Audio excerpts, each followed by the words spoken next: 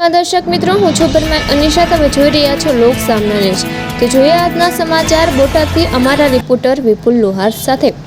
બોટાદ શહેરમાં અને જિલ્લામાં શરૂ થયો વરસાદ. રાત્રિના સમયે શરૂ થયો વરસાદ. એક દિવસના વિરામ બાદ બોટાદ શહેર તેમજ જિલ્લાના તાલુકાઓમાં વરસાદી માહોલ જોવા મળ્યો.